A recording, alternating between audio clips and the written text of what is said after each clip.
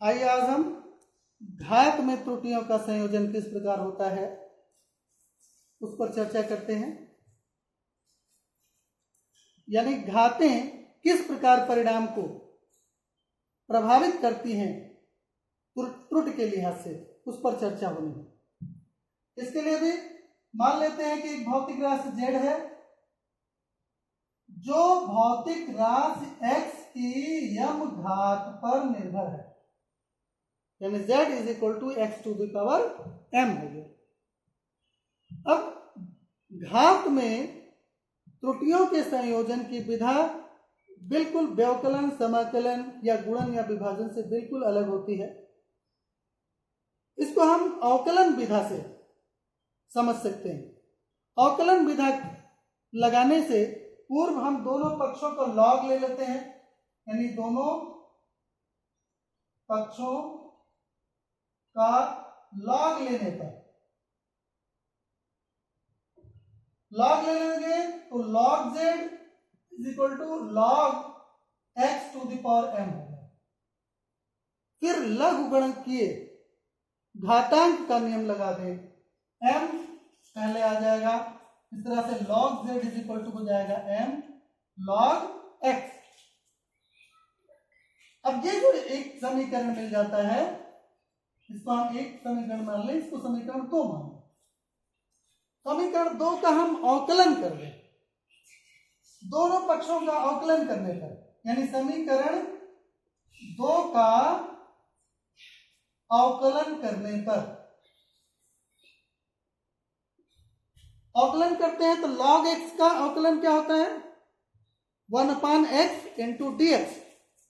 dx variation है, उसी variation को हम यहां दिखा सकते हैं, log z को दिखा सकते हैं डेल्टा z अपॉन z।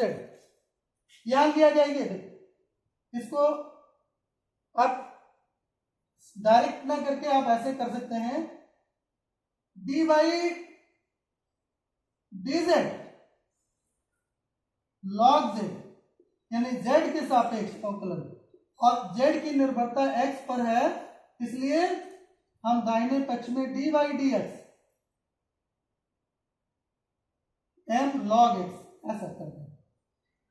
ऐसा कर देने से हमको मिलेगा 1/z into dz is equal to, यहां m घातांक है, संख्या है, संख्या का अवकलन नहीं होगा, संख्या x के साथ वैरी नहीं कर रही है इसलिए इसको कांस्टेंट मान के बाहर ले लेंगे।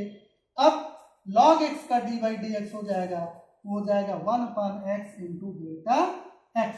इस तरह से देखें तो delta z upon z is equal to हो गया m times delta x upon x। यानी घातांक में भिन्नात्मक त्रुटि घात से गुणा हो जाती है। परिणाम में जो भिन्नात्मक त्रुटि हो रही है वो मापी गई भौतिक राशि में भिन्नात्मक त्रुटि का यम गुना हो गई। अब जैसे हमें व्याकलन, समाकलन, भाग और गुणन में त्रुटियों का संयोजन पता चल गया, घात में त्रुटियों का संयोजन पता चल गया, तो हम इसका जनरलाइजेशन कर सकते हैं। जनरलाइजेशन ऐसे करते हैं, आप देखेंगे कि ज्यादातर जो संबंध होंगे भौतिक राशियों में, जो संबंध होते हैं वो गुणन, विभाजन या घात पर निर्भरता वाले होते हैं। इसको बहुत आसानी से हम इसका जनरलाइजेशन कर सकते हैं पूरी स्टडी का। मान लेते हैं z एक भौतिक राशि है जो x की a घात पर निर्भर है, y की b घात पर निर्भर है, और ये z नहीं, इसको मान लीजिए कोई p राशि है जो x की a घात पर निर्भर कर रही है, y की b घात पर निर्भर कर रही है और z की c घात पर निर्भर कर रही है।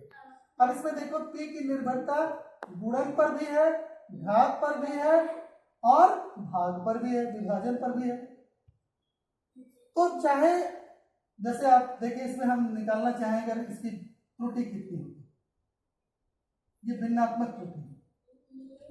पहले यहां देखो घात में भिन्नात्मक त्रुटि क्या होती है, घात का गुना भिन्नात्मक त्रुटि। इसी तरह से y में जो भिन्नात्मक त्रुटि होगी वो घात का गुना y में भिन्नात्मक त्रुटि, दोनों गुणा की प्रक्रिया से आपस में जुड़े हैं, इसलिए गुणा की प्रक्रिया में भिन्नात्मक त्रुटियां आपस में जुड़ जाती हैं। हमने जोड़ का निशान लगा दिया। अब तीसरा पद आता है z का। z पर भी घात है, तो घात z में जो भिन्नात्मक त्रुटि देखी जाएगी वो c इंटू z में भिन्नात्मक त्रुटि, और भाग की प्रक्रिया में भी जोड़ का निशान होता है। इसलिए हमें जो जनरलाइजेशन हो गया फार्मूले का वो इस तरह से होगा, सामान्यकरण हो गया। इसी का अगर हम प्रतिशत त्रुटि निकालना चाहें तो 100 से क्या करेंगे, गुणा कर दें। प्रतिशत त्रुटि निकालना हो तो ये डेल्टा पी बटे पी गुणे 100 बराबर हो जाएगा a डेल्टा x बटे x गुणे 100 धन b डेल्टा y बटे y गुणे 100 धन c गुणे डेल्टा z बटे z गुणे 100, यानी x में प्रतिशत त्रुटि का a गुना धन b में प्रतिशत, y में प्रतिशत त्रुटि का b गुना धन z में प्रतिशत त्रुटि का c गुना। एक जनरल फार्मूला बन जाता है। यहाँ एक रिमार्क की बात है, ध्यान देने योग्य बात है। नोट, जब कभी भी हमसे अधिकतम संभावित प्रतिशत त्रुटि पूछी जाए, किसी भी आकलन में, किसी भी गणना में हमसे पूछ लिया जाता है कि मैक्सिमम पॉसिबल एरर क्या होगी, तो देखिए इधर ये जो निरपेक्ष त्रुटियां हैं, डेल्टा x हो, डेल्टा y हो या डेल्टा z हो, ये धनात्मक भी होती हैं और ऋणात्मक भी होती हैं। तो जब कभी भी मैक्सिमम पॉसिबल एरर निकालने की बात कही जाए तो हमको डेल्टा x या डेल्टा y या डेल्टा z का वह मान धनात्मक या ऋणात्मक लेना चाहिए जो मैक्सिमम वैल्यू दे सके, अधिकतम वैल्यू दे सके। इसका विशेष रूप से ध्यान रखना चाहिए। ठीक।